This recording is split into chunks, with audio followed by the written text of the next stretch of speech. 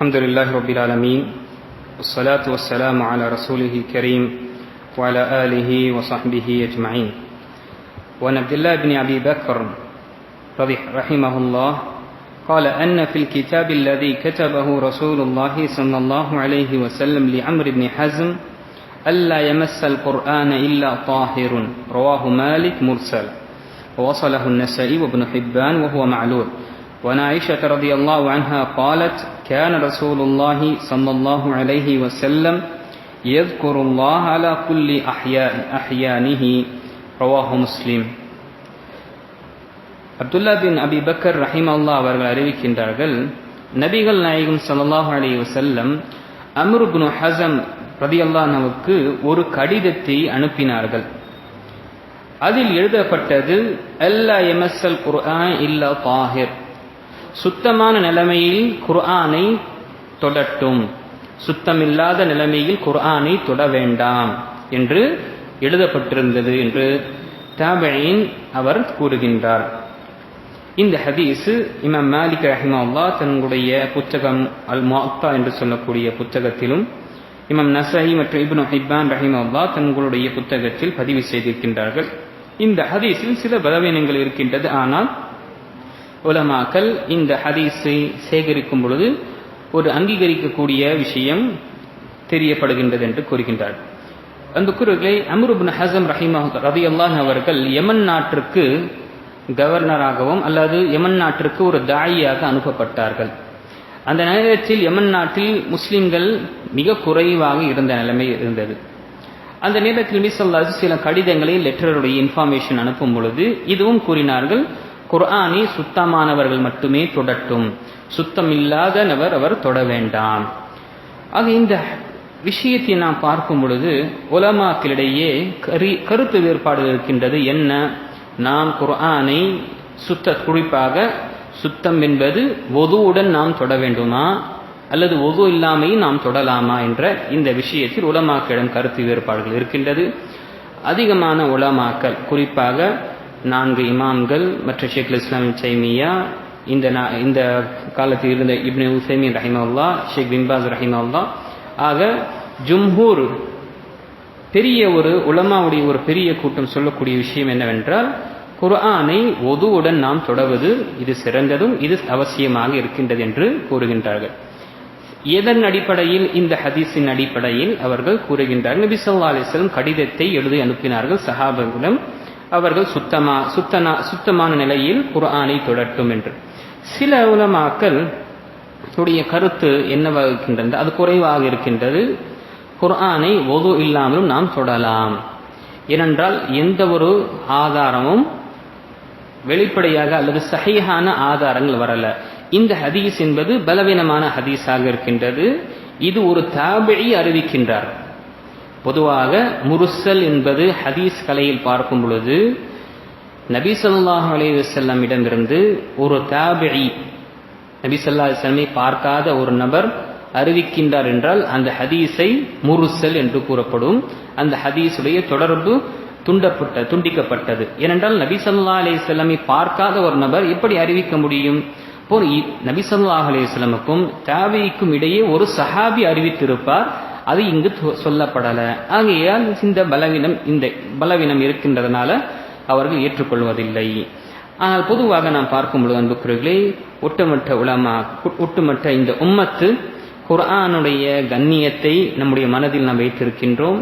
அதை சாதாரண ஒரு புத்தகத்தை போல நாம அணுகுவதோ கருதுவதோ கூடாது. மாறாக அதை நாம வுதுவுடன் நாம ஓதுவதும் வுதுவுடன் தொடுவது நாம அதை ஒரு சிறப்பான விஷயத்தை நாம் எடுத்துக்கொள்ள வேண்டும். இதில் எந்த ஒரு மாற்று கருத்தும் இல்லை. வுதுவுடன் ஓதக்கூடிய குர்ஆனுடைய அஜ்ரும் கூலியும் படமண்டகாக இருக்கின்றது. ஒருவர் வுது இல்லாமல் ஓதக்கூடிய குர்ஆனுக்கும் வுதுவுடன் ஓதக்கூடிய தொட்டு குர்ஆன் ஓதக்கூடிய இதுல ரெண்டுத்திலிருந்து பன்மடங்கு அஜரும் கூலியும் இருக்கின்றது. ஆக நாம் முடிந்தவரை வுதுவுடன் நாம் குர்ஆனை ஓதுவதற்காக முயற்சி செய்ய வேண்டும், குர்ஆனை தொடுவதற்காக முயற்சி செய்யும். குர்ஆன் என்பது அன்புக்குரியவர்களை நாம் பார்க்கும் பொழுது பொதுவாக உலமாக்கள் சொல்லக்கூடிய விஷயம், நம்முடைய கைகளில் இருக்கக்கூடிய முஸ்ஹப் என்ற நிலையில் அதை பைண்டிங் செய்யப்பட்டு இருக்கக்கூடிய இந்த தாள்களுக்கு குர்ஆன் என்று சொல்லப்படுகின்றது. ஆக இதை நாம தொடரும் பொழுது ஓதும் பொழுது நாம ஒதுவுடன் ஓதுவது சிறந்ததாக இருக்கின்றது. ஒருவர் இதை நாம் பேணி காக்க வேண்டும். இரண்டாவது ஹதீஸ், அம்மை ஆயிஷா ரலியல்லாஹு அவர்கள் அறிவிக்கின்றார்கள், நபி ஸல்லல்லாஹு அலைஹி வஸல்லம் எந்த நிலையிலும் அல்லாஹ்வை நினைப்பார்கள், திக்ர் செய்வார்கள். அந்த திக்ரில் குர்ஆனுடைய திலாவத்தும் வந்துவிடும், அல்லாஹ்வை நினைக்கக்கூடிய அல்லாஹை பற்றி புகழக்கூடிய விஷயங்களும் வந்துவிடும், காலையை தூக்கத்திலிருந்து எழுந்துக்கும் பொழுது செய்யக்கூடிய துஆவும் வந்துவிடும். எல்லாமே இந்த திக்ரில் அடங்கும். அப்படி இருக்கும் பொழுது இங்கு ஒதுவுடைய நிலையில் நபி ஸல்லல்லாஹு அலைஹி வஸல்லம் குர்ஆன் ஓதினார்கள் என்று இல்லை. ஆக நாம் குர்ஆனை ஓதுவது மனப்பாடமாக ஓதுகின்றோம் என்றால் அங்கு நம் உதவும் அவசியம் இல்லை. நாம் குர்ஆனை தொட்டு ஓத வேண்டும் என்றால் அங்கு உது செய்து நாம் தொடுவது இது சிறந்ததாக இருக்கின்றது. இல்லை என்றால் நாம் எந்த நிலையில் இருக்கட்டும், அல்லாஹ்வை திக்ர் செய்வது என்பது எங்கெல்லாம் திக்ர் செய்யுங்கள், எங்கெல்லாம் துஆவை கூறுங்கள் என்று சொல்லப்படுகின்றது அங்கு நாம் கூறுவோம். எடுத்துக்காட்டாக இல்லற வாழ்க்கையில் ஈடுபடும் பொழுதும் சரி துஆ சொல்லப்பட்டது. அதே போல காலை எழுந்துக்கும் பொழுதும் சரி துஆ சொல்லப்பட்டது. ஏன்னா காலையில் எழுந்துக்கும் பொழுது யாரும் ஒதுவுடன் இருக்க மாட்டார். அதே போல நாம் நின்று அல்லாஹை நினைக்கலாம், படுத்து அல்லாஹை நினைக்கலாம், அமர்ந்து அல்லாஹை நினைக்கலாம். இப்படி அல்லாஹை எந்நேரம் நினைக்கக்கூடியவர்களை பற்றி அல்லாஹ் தன்னுடைய திருமறையில் புகழ்கின்றான். எப்படி? சூரா ஆல இம்ரானுடைய கடைசி ஆயத்தை பார்க்கும் பொழுது, இன்ன ஃபீ ஹல்கிஸ் ஸமாவாதி வல் அர்தி வக்திலாஃபில் லைலி வன் நஹாரி லஆயாத்தின் லிஉலில் அல்பாப், நிச்சயமாக இந்த வானம் மற்றும் பூமியினுடைய படைப்பிலும் இரவு பகல் மாறி மாறி வருவதிலும் சிந்திக்கக்கூடியவருக்கும் அறிவுள்ளவருக்கு இதில் அத்தாட்சிகளும் இதில் படிப்பினம் இருக்கின்றது. அதற்கு பிறகு அல்லாஹ் கூறுகிறான், அல்லதீன யஸ்குரூனல்லாஹ கியாமன், அல்லாஹ்வை எப்படிப்பட்டவர்கள் சிந்திப்பார்கள் என்றால், எவர் அல்லாஹ்வை நின்ற நிலைமையில் வணங்குகின்றார்களோ, நின்ற நிலைமையில் நினைக்கின்றார்களோ, தொழுகை, வகுஊதன் அமர்ந்த நிலைமையில், உட்கார்ந்த நிலைமையில், வஅலா ஜுனூபிஹிம் தன்னுடைய படுக்கையிலும் தன்னுடைய அமரக்கூடிய உறங்கக்கூடிய நேரத்திலும், ஆக எல்லா நிலையிலும் அல்லாஹ் நினைப்பதும் திக்ர் செய்வது என்பது ஆகுமானது. திக்ருக்கு என்பது அல்லாஹ் நினைப்பதற்கு என்பது வுது இருக்க வேண்டும் என்று அவசியமில்லை. அந்த திக்ரிலும் குர்ஆனும் வந்துவிடும். பொதுவாக நான் மனப்பாடம் செய்கின்ற சூறாக்கள் அதை நான் ஓத வேண்டும் என்றால் அதற்கு வுது என்ற அவசியம் கிடையாது. உலமாக்கள் சொல்வது என்ன? குர்ஆனை நாம் தொட்டு ஓதும் பொழுது அங்கு நாம் உது செய்ய வேண்டும். சில உலமாக்கள் கடமை என்று கூறுகின்றார்கள், சில உலமாக்கள் அது கடமை இல்லை. ஆக நாம ஒரு மனிதன் நல்ல ஒரு அஜரை பெற வேண்டும் என்றால் உதுவுடன் செய்தால் அவனுக்கு அஜர் கிடைக்கும் என்று இருக்கும் பொழுது நம்ம உதுவுடன் நாம செய்து கொள்வது அது அனுமதிக்கப்பட்டதாக அது சிறந்ததாக இருக்கின்றது. அதே போல திக்ர் என்பது எல்லா விஷயத்தையும் அடங்கும். அல்லாஹ்வை நினைக்கக்கூடிய அனைத்துமே திக்ர்.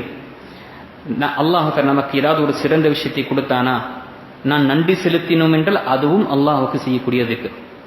நமக்கு அல்லாஹ் தஆலா சோதித்தான் என்றால் அந்த சோதனையில் அல்லாஹ் நினைப்பதும் அல்லாஹ் திக்ர்.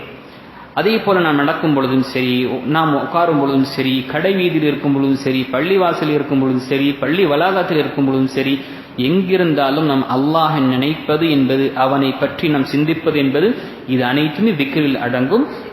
இதற்கு என்று உது வேண்டும் என்ற அவசியம் கிடையாது. ஆக அன்புக்குரியவர்களே, நாம் முடிந்தவரை குறிப்பாக குர்ஆனை நாம் உதுவுடன் ஓதுவதற்காக முயற்சி செய்ய வேண்டும்.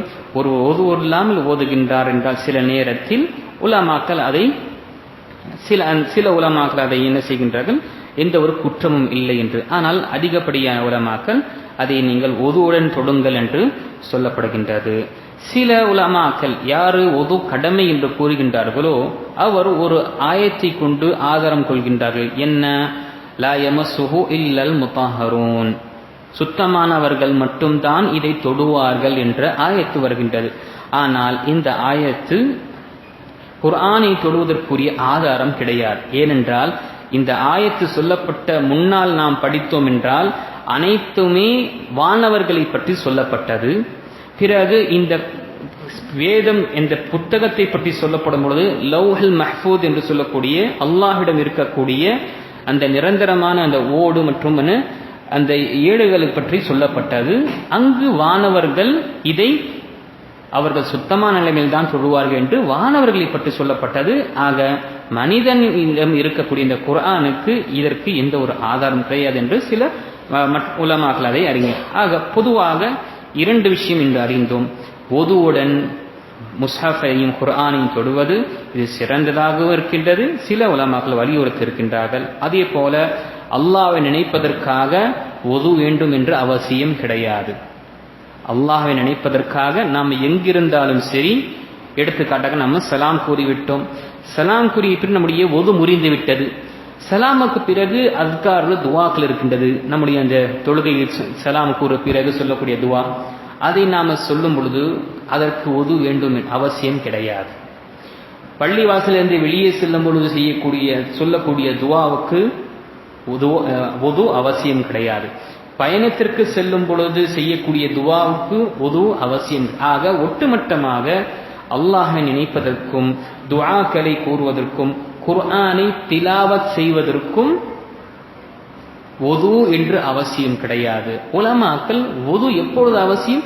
குர்ஆனை தொடும் பொழுதுதான் அவசியம் என்று சில உலமாக்கள் கூறுகின்றனர். ஆக அன்பர்களே, இந்த சொல்ல விஷயத்தை நாம பேணி காத்து, இந்த குறிப்பாக எப்பொழுதெல்லாம் நாம குர்ஆனை ஓத விரும்புகின்றோமோ முடிந்த வரைக்கும் நாம ஒது செய்தவுடன் நாம ஓதுவதற்கு நாம அதை முயற்சி செய்து கொள்ள வேண்டும். அதே போல அதை நம்மையாம் பழக்கப்படுத்திக் கொள்ள வேண்டும். ஏனென்றால் ஒரு சிந்திக்கக்கூடியவன் சிறந்த அஜரை அவன் வீணாக இழக்க மாட்டான். ஆக இதை நாம் பேணி காக்க வேண்டும். அல்லாஹ் தஆலா சொல்லக்கூடிய விஷயத்தை புரிந்து அமல்படுத்தக்கூடிய தௌஃபீக்கை கொடுத்தல்வானாக. மற்றும் குர்ஆனை கண்ணியத்துடனும் அதற்கு கண்ணியம் எப்படி கொடுக்க வேண்டுமோ அந்த முறையில் நாம் கொடுக்கக்கூடியவர்களாக அல்லாஹ் நம்மை ஆக்குவானாக.